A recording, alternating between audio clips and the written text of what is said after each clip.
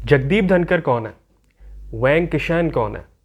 फैसल नसीम, मोहम्मद बिन राशिद अल Makhdoom, Hamilton मौरव, इन सब लोगों में क्या कॉमन है? परेशान नहीं होना, इसका जवाब भी मैं ही दूंगा, लेकिन उससे पहले एक छोटा सा क्विज करने की कोशिश करते हैं, शायद आप पहुंच सके। देखते हैं। मैं एक और शख्सियत का नाम लूँगा और अगर आप यूएस की पॉलिटिक्स से थोड़ा भी वाकिफ़ हैं तो आप शायद पहुंच जाए कि इन सब लोगों में क्या कॉमन है। उस शख्सियत का नाम है कैमला हैरिस। अगर आप अभी तक नहीं पहुंचे तो मैं इसका जवाब दे देता हूँ। ये सारे लोग अपने अपने मुल्कों के वाइस प्रेसिडेंट्स हैं। क्या आप जानते हैं पाकिस्तान में भी एक वाइस प्रेसिडेंट रह चुका है? जी हाँ, हम पाकिस्तान में कहानियाँ सुनते हैं प्रेसिडेंट्स की, हम कहानियाँ सुनते हैं प्राइम मिनिस्टर्स की। ये कहानी है पाकिस्तान के पहले, वाहिद और शायद आखिरी वाइस प्रेसिडेंट की।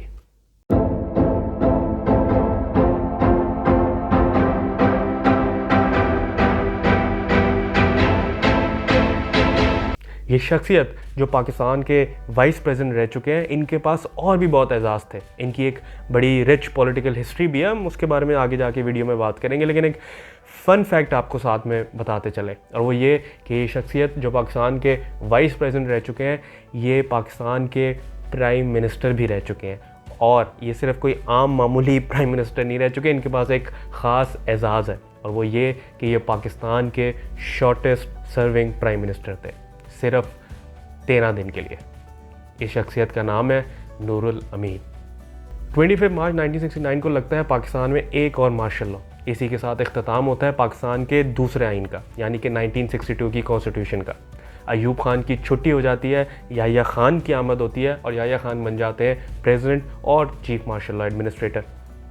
मुल्क में हालात बद से बदतर हुए चले जाते हैं और 7 दिसंबर 1971 को नूरुल अमीन को अपॉइंट किया जाता है पाकिस्तान का प्राइम मिनिस्टर।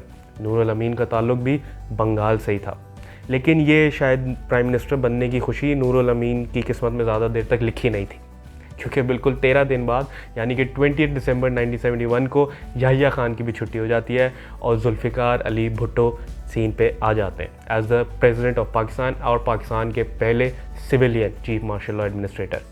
इसके बाद नूरुल अमीन को पाकिस्तान का नायब सदर यानी कि वाइस प्रेसिडेंट मुकर्रर कर दिया जाता है। और फिर 23 अप्रैल 1972 को जब इंटरिम कॉन्स्टिट्यूशन दी जाती है तो उसके तहत एक दफ़ा फिर वाइस प्रेसिडेंट का ओहदा संभालते हैं।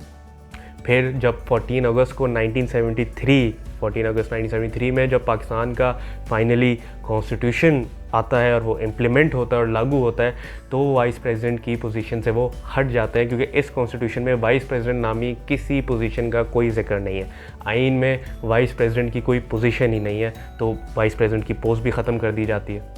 अब यहाँ मुझसे आप एक्सपेक्ट कर सकते हैं कि मैं आपसे शेयर करूँ कि वाइस प्रेसिडेंट के पास क्या क्या इख्तियारात थे, उनकी ड्यूटीज़ एंड रिस्पॉन्सिबिलिटीज़ क्या क्या थी, उन्होंने क्या क्या इकदाम उठाए और वाइस प्रेसिडेंट का क्या रोल रहा पाकिस्तान में। लेकिन हकीकत यह है कि इसके बारे में ज़्यादा बात करने को है नहीं।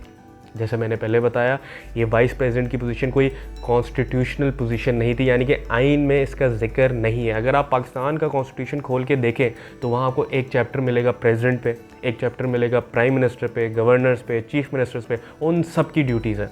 लेकिन वाइस प्रेसिडेंट का कोई रिटन फॉर्म में कोई ऑफिस ही नहीं है, तो उसकी कोई ऐसा ड्यूटीज़ और रिस्पॉन्सिबिलिटीज़ भी नहीं थी। ये एक लार्जली सेरेमोनियस सिम्बॉलिक ओहदा था। अगर कोई इसका मेन काम बोल सकते हैं कि कोई मेन काम था, वो ये कि वाइस प्रेसिडेंट एक्टिंग प्रेसिडेंट बन सकते थे जब भी कभी प्रेसिडेंट अवेलेबल ना हो। लेकिन इससे ज़्यादा वाइस प्रेसिडेंट की सिंबॉलिक होने के अलावा कुछ ज़्यादा उनके पास इख्तियारात नहीं थे। लेकिन यहाँ पर हम नूरुल अमीन को बहुत ब्रीफली डिस्कस ज़रूर करेंगे। 15 जुलाई 1893 को नूरुल अमीन की पैदाइश एक बंगाली मुस्लिम फैमिली में हुई। पेशे से वो एक लॉयर और फिर एक पॉलिटिशियन भी रहे। पब्लिक सर्विस में बहुत सारे ओहदे संभाले और ऑल इंडिया मुस्लिम लीग के एक बहुत अर्ली सपोर्टर थे। मुस्लिम लीग के माइमनसिंह डिस्ट्रिक्ट यूनिट के प्रेसिडेंट भी रहे। 1944 में बंगाल प्रोविंशियल मुस्लिम लीग के वाइस प्रेसिडेंट रहे और 1946 में बंगाल असेंबली के स्पीकर भी रहे। 1948 में ईस्ट बंगाल, जो कि बाद में ईस्ट पाकिस्तान और फिर बांग्लादेश बना, उसके चीफ मिनिस्टर भी रहे, यानी कि ईस्ट पाकिस्तान के चीफ मिनिस्टर भी रहे 1948 में। लेकिन नूरुल अमीन कुछ सियासी वजूहात की बिना पर एक कंट्रोवर्शियल फिगर भी रहे और आज तक भी हैं। उनका एक बहुत ही नेशनलिस्ट सा बयानिया था जो कि बंगाल में ज़्यादा पसंद नहीं किया जाता था। जैसे कि बंगाल लैंग्वेज मूवमेंट के ख़िलाफ़ उनकी कुछ स्टेटमेंट थी और 1 यूनिट स्कीम के वो हक़ में थे।